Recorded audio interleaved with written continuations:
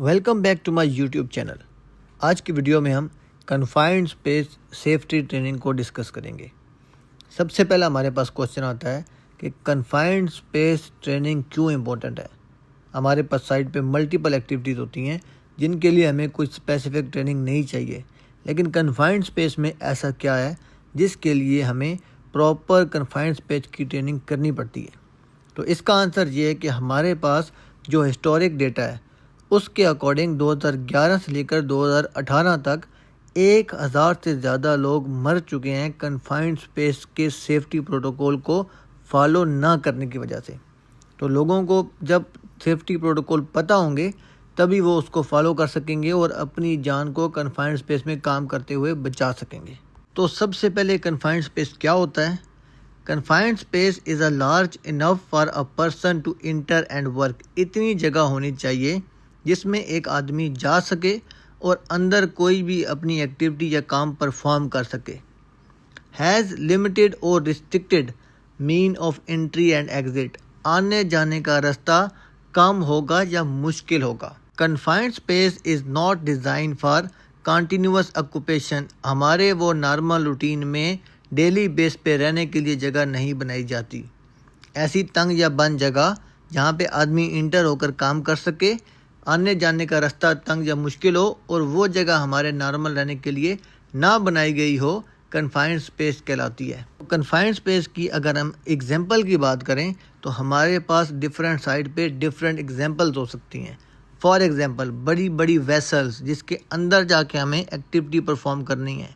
हमारे पास storage tank हो सकते हैं, बड़ी पाइपलाइंस हो सकती हैं जिनके अंदर जाके क्लीनिंग करनी है, साइलो हो सकती है, पिट हो सकते हैं, या ऐसी एक्सकवेशन जो 1.2 मीटर से ज़्यादा डेप्थ में होगी, कन्फाइंड स्पेस में कंसिडर होगी। वहाँ पे आने जाने का रास्ता मुश्किल हो सकता है। Not design for normal occupancy. इतनी जगह जिसमें आप मुश्किल से जाकर काम कर सकें। तो ये हमारे पास कन्फाइंड स्पेस की site based activity based examples हैं। नॉर्मल कंडीशन में कन्फाइंड स्पेस में काम करने के लिए हमें अथराइज्ड इंटरेंट चाहिए। परमिट के अकॉर्डिंग, ट्रेनिंग के अकॉर्डिंग हम इंश्योर करेंगे कि जो आदमी, जो एम्प्लॉयज़ कन्फाइंड स्पेस में काम करने के अथराइज हैं वही कन्फाइंड स्पेस में काम करने जाएं। Confined space attendant, observer, hole watcher, वहाँ पे एक स्टैंड बाय पर्सन होना चाहिए जो अथराइज इंटरेंट की मूवमेंट को वहाँ पे नोट करेगा, अथराइज करेगा, उनको अंदर जाने के लिए अलाउ करेगा। ऑक्सीजन डेफिशिएंसी, हमने जब भी कन्फाइंड स्पेस में काम करना है तो उसका ऑक्सीजन लेवल 19.5 से कम नहीं होना चाहिए और ऑक्सीजन इनरिचमेंट 23.5% से ज़्यादा भी ऑक्सीजन वहाँ पे नहीं होनी चाहिए। कन्फाइंड स्पेस में किसी भी काम या पर्पज़ के लिए एंट्री करना परमिट के साथ लिंक होता है। जब तक हमें परमिट नहीं किया जाएगा, इजाज़त नहीं मिलेगी, हम कन्फाइंड स्पेस में काम नहीं करते, क्योंकि कन्फाइंड स्पेस हज़ार्डियस एटमॉस्फेयर हो सकता है, ख़तरनाक माहौल हो सकता है। Material likely to engulf and inert, वहाँ पे इंटरेट जो है अंदर के माहौल के साथ फंस सकता है, वहाँ पे ट्रैप हो सकता है। कन्फाइंड स्पेस के अंदर आपको नेचुरल एटमॉस्फेयर नहीं मिलेगा, वहाँ पे आपको लाइटिंग नहीं मिलेगी, वहाँ पे आपको वेंटिलेशन नहीं मिलेगी। जब वेंटिलेशन नहीं होगी तो ऑक्सीजन की सर्कुलेशन भी कम होगी, सफोकेशन हो सकती है, आपका सांस घुट सकता है, दम घुट सकता है, अंदर सांस लेना मुश्किल हो सकता है। इसके साथ कन्फाइंड स्पेस के अंदर हज़ार्डियस एटमॉस्फेयर हो सकता है जो कि आपको इंजर करने के साथ साथ डेथ भी कर सकता है अगर सेफ्टी को प्रॉपरली फॉलो ना किया जाए। फ्लेमेबल गैसेस हो सकती हैं, LEL को मॉनिटर करना पड़ेगा। टॉक्सिक गैसेस हो सकती हैं, कार्बन मोनोऑक्साइड हो सकती है, हाइड्रोजन सल्फाइड हो सकती है जो कि IDLH, immediate danger to life and health तक भी उसकी वैल्यू हो सकती है। तो ये हज़ार्डियस एटमॉस्फेयर भी कन्फाइंड स्पेस की प्रॉपर्टीज या हज़ार्डियस कैटेगराइज में एक होता है। हमने इसको भी प्रॉपरली मॉनिटर करना होता है, इसलिए हमें कन्फाइंड स्पेस में काम करने के लिए परमिट रिक्वायर्ड होता है। इन तमाम प्रॉपर्टीज़ और हमारे पास जो हिस्टोरिक डेटा था, इनकी बेस पे हमारे लिए मैंडेटरी इंटरनेशनल और लोकल रूल्स एंड रेगुलेशंस होते हैं कि हमने कन्फाइंड स्पेस में काम करना है तो उसके सेफ्टी प्रोटोकॉल को हम लाजमी फॉलो करेंगे। अगर हम बात करें ओशा स्टैंडर्ड की जो कि US बेस्ड है, तो permit required for confined space, कोई भी कन्फाइंड स्पेस जो कि प्रॉपर्टीज़ के अकॉर्डिंग होगी उसमें काम करना है तो आपको परमिट लाजमी चाहिए होगा। अगर हम यूके बेस्ड स्टैंडर्ड की बात करें तो कन्फाइंड स्पेस रेगुलेशन 1997, जिसके अंदर कन्फाइंड स्पेस क्या होती है, कितनी डेप्थ से स्टार्ट होगी, ऑक्सीजन लेवल कितना होना चाहिए, टॉक्सिक गैस LEL कितनी होनी चाहिए, तमाम चीज़ों की डिटेल वहाँ पे डिस्क्रिप्शन अवेलेबल है। कन्फाइंड स्पेस ऑब्जर्वर की कंपिटेंसी क्या होनी चाहिए, कितने टाइम के बाद आपने गैस मॉनिटरिंग करनी है, कितने टाइम के बाद आपने इंटरनेट को ब्रेक देनी है, कितने टॉक्सिक गैस लेवल पे आपने कौन सा रिस्पायरेटरी प्रोटेक्शन यूज़ करनी है, तो तमाम चीज़ की डिटेल्स आपको इंटरनेशनल रूल रेगुलेशन में मिल जाएगी। अगर हम बात करें कन्फाइंड स्पेस के हैज़र्ड्स की, तो बहुत से हम ख़तरात पहले डिस्कस कर चुके हैं। कन्फाइंड स्पेस के अंदर वेंटिलेशन ना होने की वजह से ऑक्सीजन डेफिशिएंसी हो सकती है। अंदर ऑपरेशन की वजह से फ्लेमेबल या कंबस्टिबल गैसेज या वेपर्स हो सकते हैं। Toxic gas carbon monoxide H2S भी अंदर हमें मिल सकती है। हाई नॉइज़ होगा, ग्राइंडिंग, जो अंदर मूविंग पार्ट्स हैं, हमारे पास ड्रॉप ऑब्जेक्ट हो सकता है, फॉल फ्रॉम हाइट हो सकता है, एक्सट्रीम टेम्परेचर्स है, chemical physical hazard, lake of lighting. तो ये तमाम वो ख़तरात हैं जो हमें हर कन्फाइंड स्पेस में मिलने के चांस होते हैं। इन ख़तरात की वजह से ही कन्फाइंड स्पेस में काम करना नॉर्मल एटमॉस्फेयर में या वर्कशॉप में काम करने से मुश्किल होता है। इसके अलावा अगर हम बात करें तो एटमॉस्फेरिक टेस्ट, जिसके अंदर हम 3 गैसेस चेक करते हैं, सांस लेने वाली गैस, जहरीली गैस और आग लगने वाली गैस। तो सांस लेने के लिए ऑक्सीजन हमें 19.5 से लेकर 23.5 के बीच में होनी चाहिए। अगर 19.5 से कम होगी सांस लेना मुश्किल हो जाएगा। फिर LEL फ्लेमेबल एटमॉस्फेयर, हमें LEL क्या है, हाइड्रोकार्बन गैसेस की कंसंट्रेशन है। बेस्ड ऑन योर एक्टिविटी इसकी भी हमने मेजरमेंट करनी है। नॉर्मल कंडीशन में लेस दैन 5% या less than 10% as per local regulation, और हॉट वर्क के लिए उसको as per according the requirement maintain करना होता है।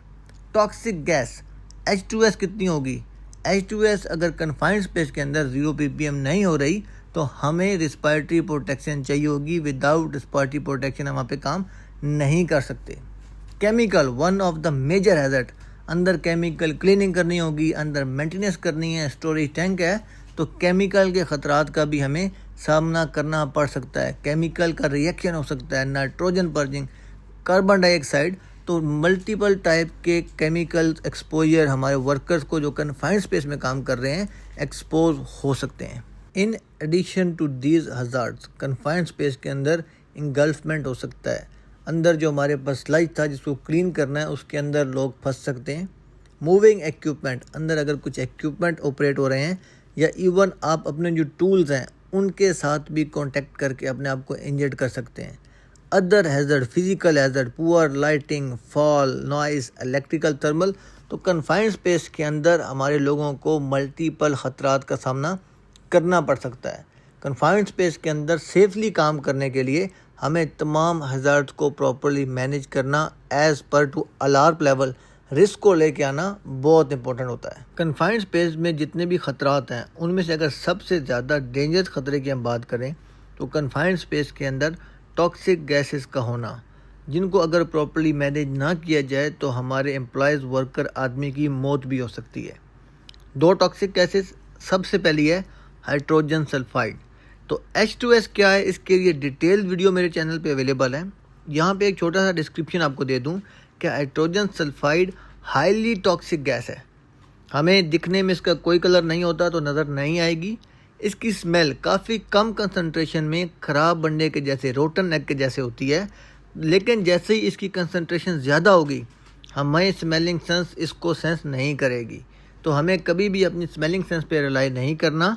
इसके लिए जो भी अथराइज कैलिब्रेटेड इसके डिटेक्टर्स हैं उन्हीं को यूज़ करके आइडेंटिफाई करना है। अगर 10 ppm भी होगा तो हमें फ़ौरन अपना काम स्टॉप करके ओपन एटमॉस्फेयर में भी असेंबली पॉइंट पर जाना है। कन्फाइंड स्पेस के अंदर H2S 0 ppm होनी चाहिए। अगर 0 ppm कंट्रोल मैनेज नहीं हो रही वेंटिलेशन के साथ भी तो हमें रिस्पायरेटरी प्रोटेक्शन रिक्वायर्ड होगी। एक सर्टन लेवल का H2S एक्सपोजर सिंगल ब्रीथ में आदमी की जान ले सकता है। नेक्स्ट टॉक्सिक गैस की बात करें तो कार्बन मोनोऑक्साइड। जिस भी एटमॉस्फेयर में कार्बन मोनोऑक्साइड ज़्यादा क्वांटिटी में रहेगी ऑक्सीजन के साथ रिएक्शन करेगी और कार्बन डाइऑक्साइड की वहाँ पे क्वांटिटी को ज़्यादा कर देगी, ऑक्सीजन की वहाँ पे जो लिमिट है उसको डिक्रीज़ कर देगी। तो जो भी लोग वहाँ पे काम कर रहे हैं उनके लिए ऑक्सीजन का रिक्वायर्ड लेवल मेंटेन करना मुश्किल हो जाएगा और कन्फाइंड स्पेस में अगर ऑक्सीजन नहीं मिल रही तो वो उनकी जान के लिए काफ़ी ख़तरनाक हो सकता है। तो कन्फाइंड स्पेस के तमाम जो हैज़ार्ड्स हैं उनको प्रॉपर्ली मैनेज करना है, लेकिन सबसे ज़्यादा डेंजरस वहाँ पे टॉक्सिक एटमॉस्फेयर है। अब अगर बात करें कन्फाइंड स्पेस को हमने कैसे परफॉर्म करना है, कन्फाइंड स्पेस वर्क को कैसे मैनेज करना है, तो उसके लिए सबसे पहली चीज़ हमारे पास है safe system of work. Confined space का SOP hierarchy of control implement करते हुए रिस्क लेवल को कम करना है। सबसे पहले अगर पॉसिबल है कि कन्फाइंड स्पेस के अंदर एंट्री किए बिना काम परफॉर्म कर सकें तो उसको आपने प्रेफरेंस देनी है, लेकिन अगर हम उसको नहीं कर सकते तो हमें अपने काम की प्रॉपर रिस्क असेसमेंट करनी है।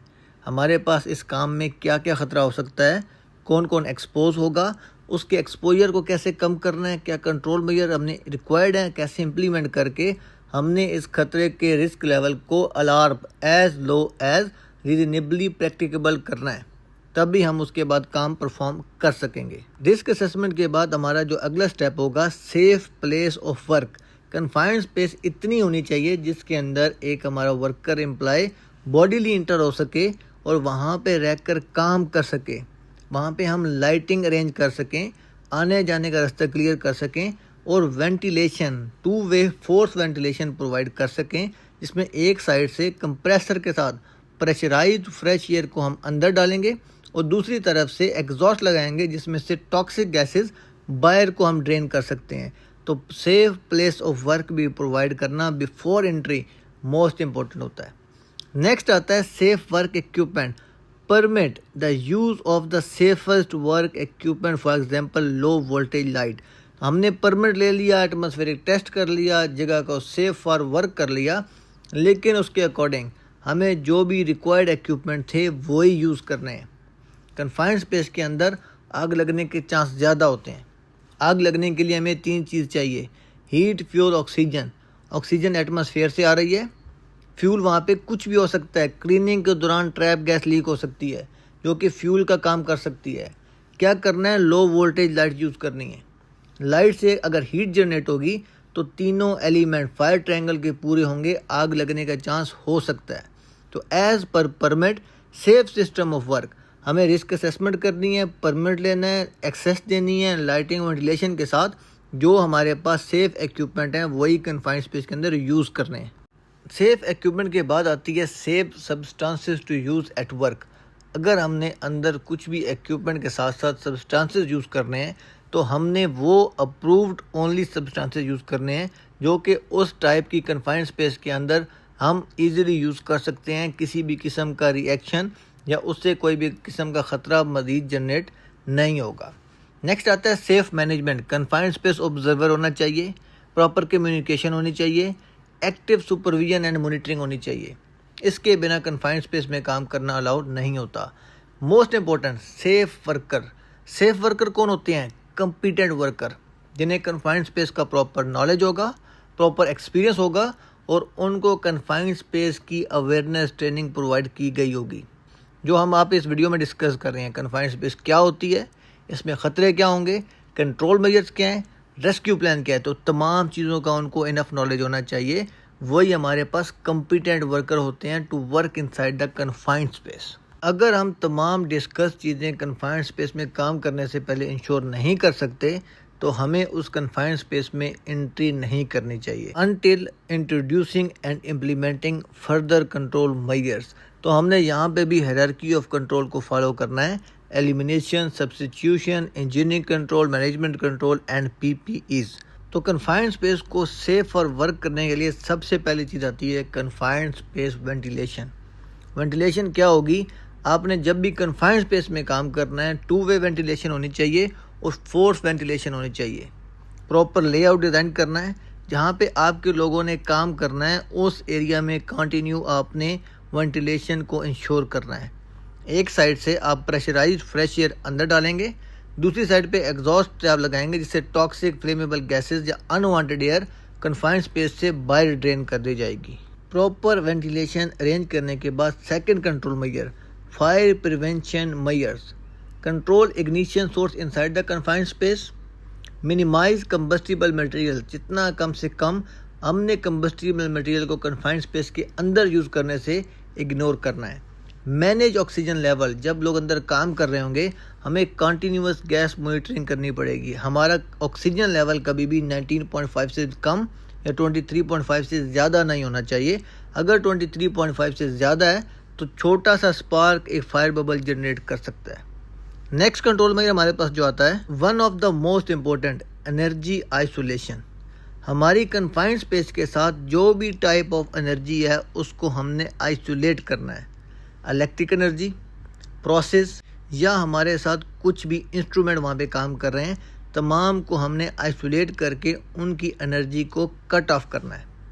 इलेक्ट्रिक एनर्जी को सिंपली हम ब्रेकर स्विच ऑफ करके लॉग आउट टैग आउट से इंश्योर करेंगे। प्रोसेस को हम वॉल कंट्रोल करके भी क्लोज कर सकते हैं और उसके आगे हम मैकेनिकल आइसोलेशन, ब्लाइंडिंग से, स्पेडिंग से भी उसको पॉजिटिव आइसोलेशन इंश्योर कर सकते हैं। अगर हम इंस्ट्रूमेंट की बात करें तो इंस्ट्रूमेंट को भी प्रॉपर डिस्कनेक्ट करके लॉग आउट टैग आउट से वेरीफाई किया जा सकता है कि without entry in the confined space all type of energy are isolated. हमारे लोग कन्फाइंड स्पेस में काम करते हुए किसी भी टाइप की एनर्जी के एक्सपोज नहीं होंगे। वो लिक्विड भी हो सकता है, गैसेस भी हो सकती हैं, स्टीम भी हो सकता है, पेट्रोल भी हो सकता है। तो इलेक्ट्रिक एनर्जी के इंक्लूडेड तमाम टाइप ऑफ एनर्जी को आइसोलेट या डिस्कनेक्ट करना is one of the most important control measure to work inside the confined space. Energy isolation के बाद नेक्स्ट जो कंट्रोल मेजर है वो है एटमॉस्फेरिक टेस्टिंग या एयर टेस्टिंग। तो जो 3 गैसेस का हमने जिक्र किया था, सांस लेने वाली, आग लगने वाली और टॉक्सिक, इन तीनों गैसेस की रीडिंग को हमने मॉनिटर करना है। ऑक्सीजन लिमिट 19.5 से 23.5 के बीच में होना चाहिए। LEL को हमारे पास लेस दैन 5% होना चाहिए और टॉक्सिक गैस H2S को हमारे पास 0 ppm होना चाहिए। अगर 0 ppm नहीं हो रही ये चीज़ें, एज़ पर कंट्रोल रिक्वायरमेंट नहीं आ रही, हमें वेंटिलेशन की ड्यूरेशन को बढ़ाना पड़ेगा। एंट्री करने से पहले फ्रीक्वेंट इंटरवल पे चेक करना पड़ेगा। अगर मल्टीपल चेकिंग के टेस्टिंग के बाद भी हमारे पास रिक्वायर्ड फिगर नहीं आ रहा तो हमें respiratory protection SCBA, self contain breathing apparatus या सप्लाइड एयर ब्रीथिंग अपरेटस के साथ अंदर एक्टिविटी परफॉर्म करनी पड़ेगी।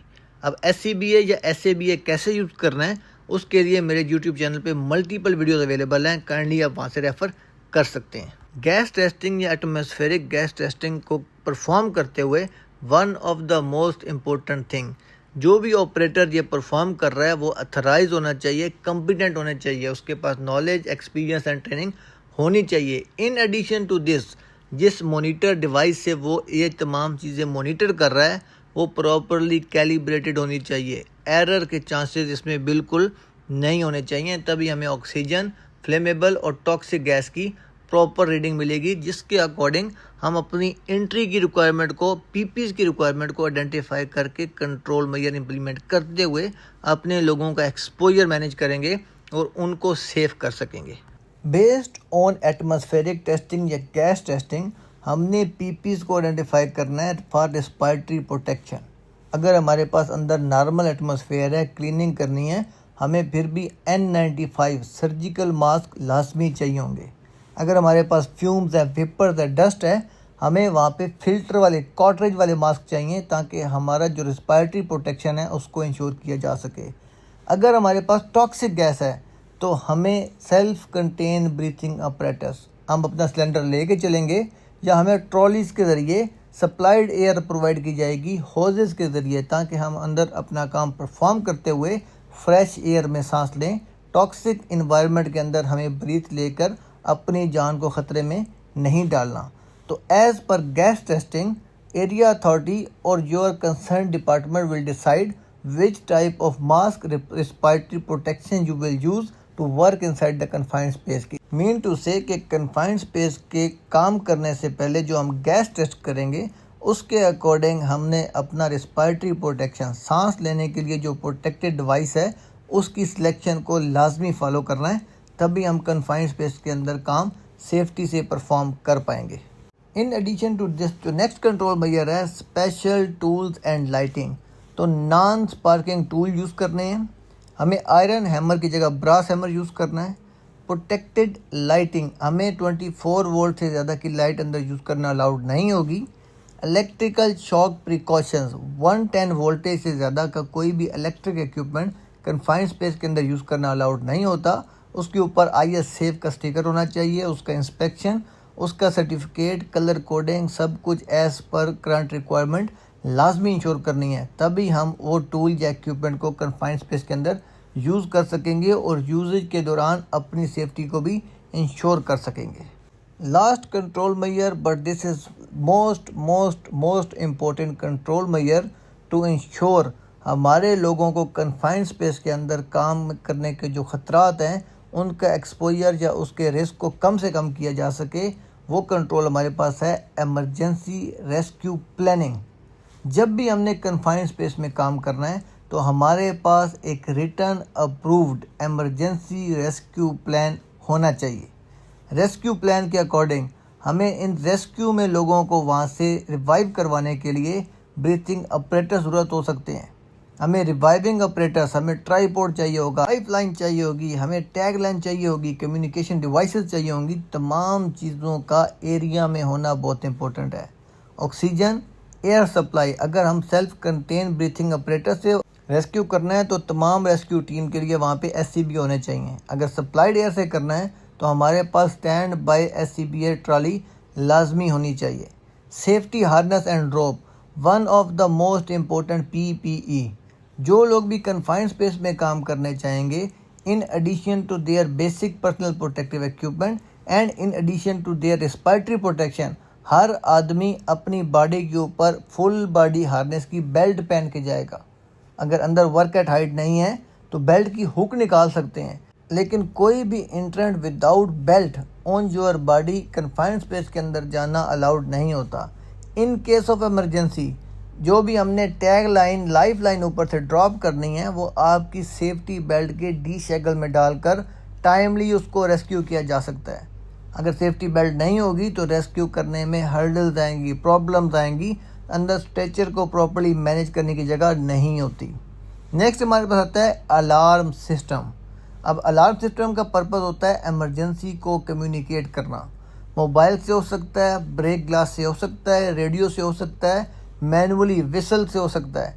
तो हमारे पास प्रॉपर कम्युनिकेशन सिस्टम होना चाहिए जिससे अगर कुछ इमरजेंसी होती है तो टाइमली इमरजेंसी रिस्पॉन्स टीम को इन्फॉर्म किया जा सके। जिस एरिया में कन्फाइंड स्पेस एक्टिविटी परफॉर्म हो रही है उस एरिया में इमरजेंसी कॉन्टैक्ट नंबर लाजमी डिस्प्ले होने चाहिए। In addition to these all control measures, लोगों को ट्रेनिंग प्रोवाइड कर दी, एटमॉस्फेरिक टेस्ट कर लिया, परमिट ले लिया, आइसोलेशन को वेरीफाई कर लिया, कन्फाइंड स्पेस ऑब्जर्वर अरेंज कर लिया, रेस्क्यू प्लान बना लिया, वेंटिलेशन, सब चीज़ें लगा ली, लेकिन without TBT tool box stock कभी भी कोई भी एक्टिविटी परफॉर्म नहीं करनी। टूल बॉक्स स्टॉक के अंदर लोगों को चीज़ें रिवाइज करवानी है, क्या कंट्रोल मेजर इंश्योर करने हैं, कम्युनिकेशन क्या होगी, कितने टाइम के बाद फ्रीक्वेंट ब्रेक चाहिए, इमरजेंसी क्या हो सकती है, अगर इमरजेंसी होगी रिस्पॉन्स क्या होना है। कन्फाइंड स्पेस में एंट्री करते हुए ऑब्जर्वर के पास लॉग शीट अपडेट करवाने का पर्पस क्या है, फ़ायदा क्या है, नुकसान क्या होगा, ये तमाम चीज़ें अपने अपनी टीम के साथ TBT में टूल बॉक्स स्टॉक में काम स्टार्ट करने से पहले वर्किंग लोकेशन पे जाके डिस्कस करनी है, ताकि तमाम चीज़ें सबको रिमाइंड करवाई जा सकें और उसका फेवरेबल फ्रूटेबल फ़ायदा लिया जा सके। उम्मीद करता हूँ ये कन्फाइंड स्पेस की एंट्री अवेयरनेस ट्रेनिंग आपको क्लियर हो चुकी होगी। अगर आपका कोई भी क्वेश्चन है आप कमेंट सेक्शन में मुझसे पूछ सकते हैं। वीडियो के एंड पे आपसे रिक्वेस्ट करूँगा कि मेरे Facebook page HSC trainer Ahmad Faraz और YouTube channel HSC trainer Ahmad Faraz को फॉलो एंड सब्सक्राइब लाजमी करिएगा। बेल आइकन दबाना ना भूलिएगा ताकि नेक्स्ट ट्रेनिंग की वीडियो का नोटिफिकेशन आपको टाइम पर मिल सके। इस वीडियो का लिंक अपने उन तमाम दोस्तों के साथ शेयर करिएगा जिनको कन्फाइंड स्पेस की एंट्री ट्रेनिंग किसी भी तरीके से फ़ायदा पहुंचा सकती है। आपके वक्त देने का बहुत शुक्रिया।